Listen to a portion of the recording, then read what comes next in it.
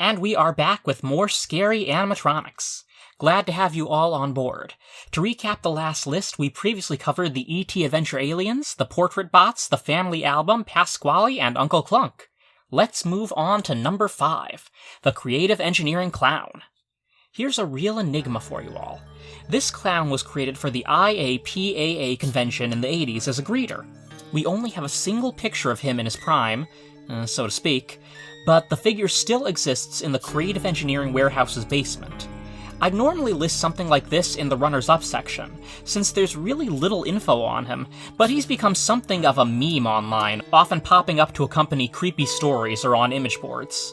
What makes him even more mysterious is that according to his creator, Aaron Fechter, his audio show tape is corrupted, meaning that we don't even know how he would have sounded. The clown is truly a mystery, and deserving of this spot. Number 4. Singing Sam the Gorilla Man. Fats Geronimo of the rock-afire explosion taught us that animatronic gorillas, while intimidating, can also be fun and friendly. Meanwhile, Singing Sam taught us that if you don't take proper care of your animatronic, it can decay to the point where it looks like it wants to bite your face off. Singing Sam lives at the Wall Drug Store, an elaborate South Dakota mall that's been operating since 1931. They have a number of other interesting attractions, but Sam is the main focus here, with his horrified, unblinking eyes. It's unclear as to how long they've had Sam, but I read an account from 1987 that mentioned him, so he's been there for a while. Another Sam lives in 1880 Cowboy Town, another South Dakota attraction. I'm guessing his manufacturer was based in that area, and I can only wonder how many Singing Sams were produced.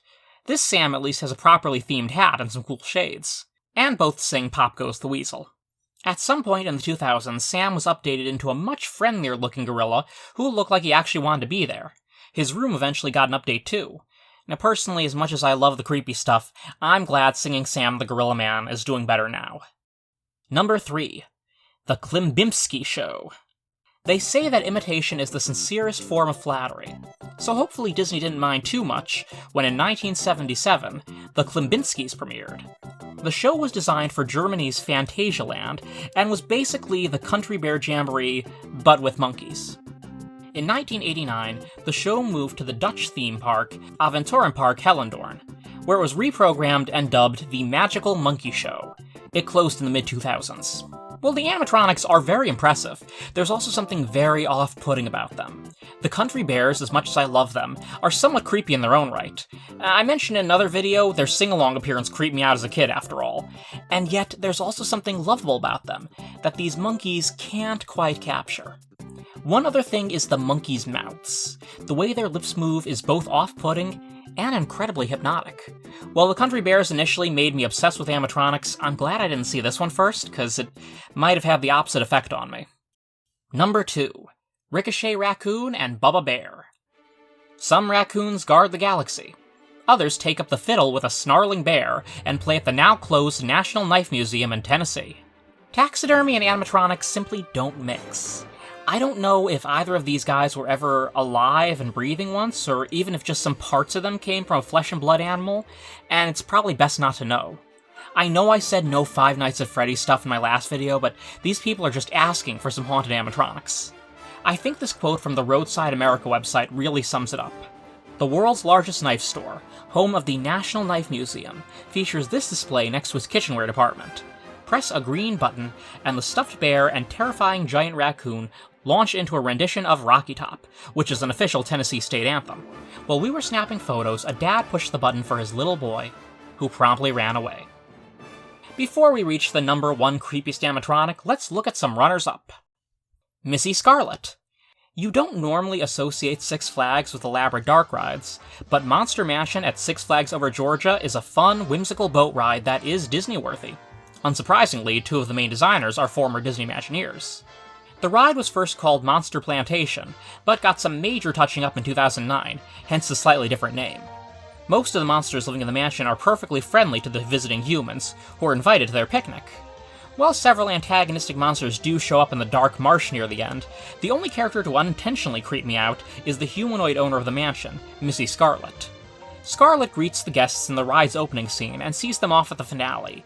The lanky woman looks somewhat like Lena Hyena from Who Framed Roger Rabbit, and while she's perfectly nice to invite us into her flooded mansion, she's just the right amount of creepy to unsettle me.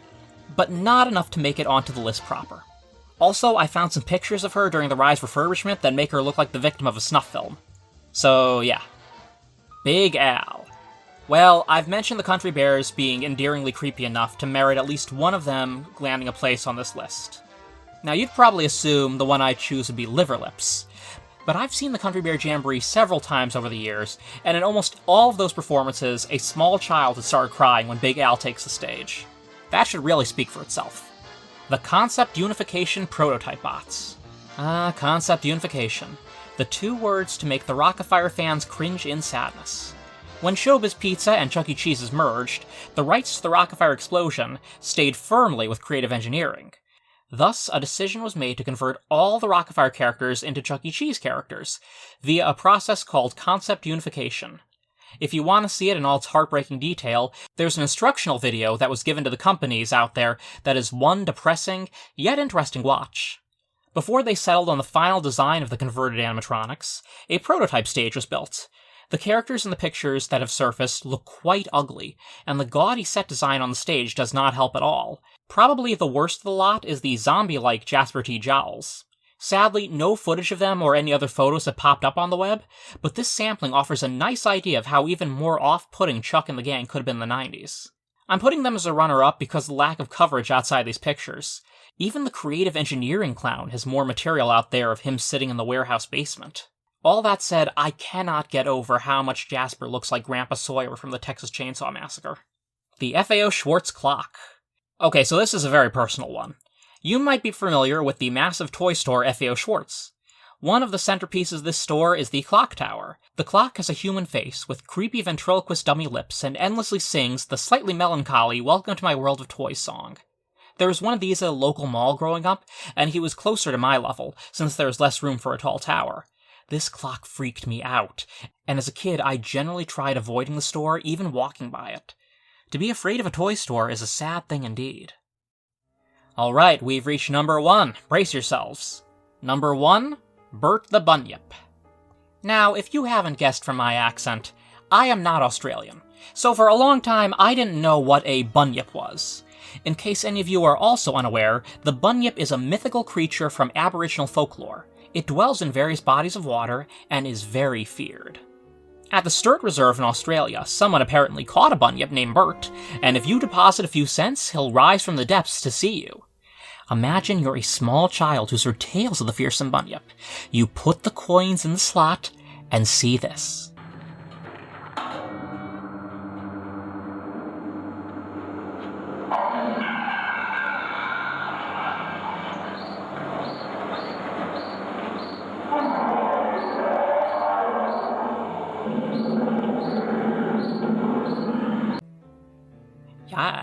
I'd be pretty freaked out myself.